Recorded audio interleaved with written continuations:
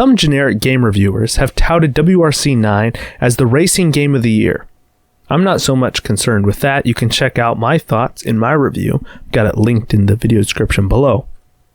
Rather, I am concerned with, is WRC 9 better than Dirt Rally 2? So this is going to be a face-off between these two titles, and let's get into it. There's going to be several different categories. First, we're going to open with the AI and bugs, both of which are not going to be scored.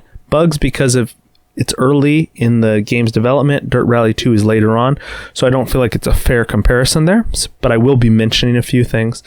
And then the AI will also not be compared because in rally games, it's not really applicable, but I will mention the differences between the two games. Therefore, the four categories that these two titles will be facing off in is graphics, physics and force feedback, content, and depth and replayability.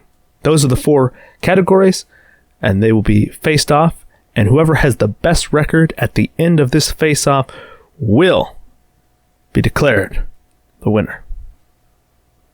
So let's dive in. First, let's go into AI. So WRC 9 does not have actual AI within the game. There's no rallycross mode or modes we're going to be racing against AI. Dirt Rally 2 does, because it contains rallycross. I would say it's just decent, however.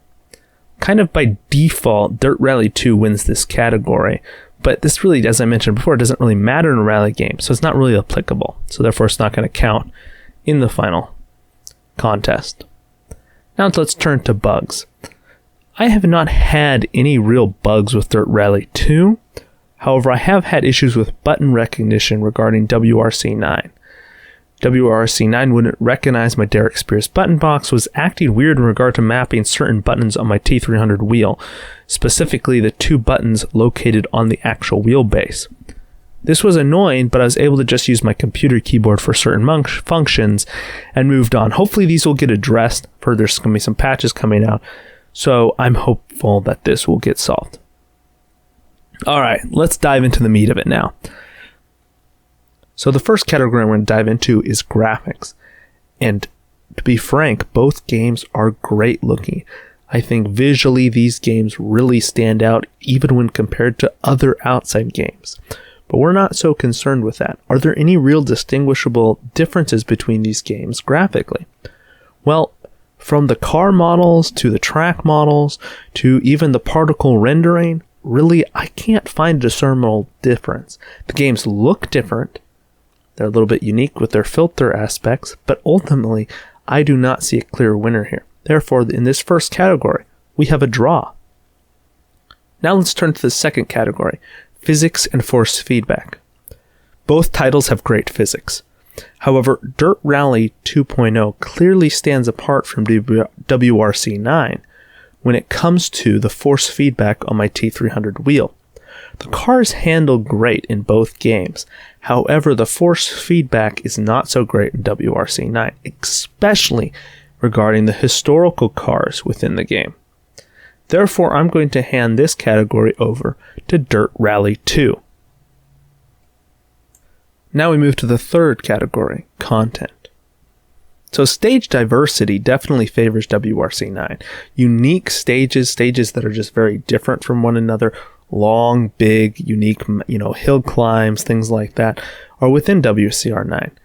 But there's also short little tracks and layouts that are very unique from WRC 9 when compared to Dirt Rally 2.0. I actually really enjoy those stages. When we get into more of the historical content, however, that currently favors Dirt Rally 2.0. But much of that was released in rather expensive DLC that, as only of recently, can be cheaply obtained in Deluxe Edition when the Dirt Rally 2.0 goes on sale. I would say both have equally high quality in terms of content when we're talking about stages, but definitely when we get into the cars, I think the quality and the diversity is in the favor of Dirt Rally 2. Additionally, having rallycross content is another factor in favor of Dirt Rally 2. And therefore, in this category, Dirt Rally once again edges out WRC 9. So, we'll head into the final category, depth and replayability, and see if WRC 9 can just kind of kind of not get swept here. The career mode is definitely one feature of WRC 9 that stands out. There's really nothing else like it apart from Formula 1 2020, the Formula 1 series. This is a huge factor in the favor of WRC 9 in terms of depth. And it just allows that, that constant pull back to the game to keep building your team as it progresses. I do like the historical cars and custom championships that are great within Dirt Rally 2.0, especially when I can take historical car classes and create a short little custom championship and race that. It's an awesome feature about Dirt Rally 2.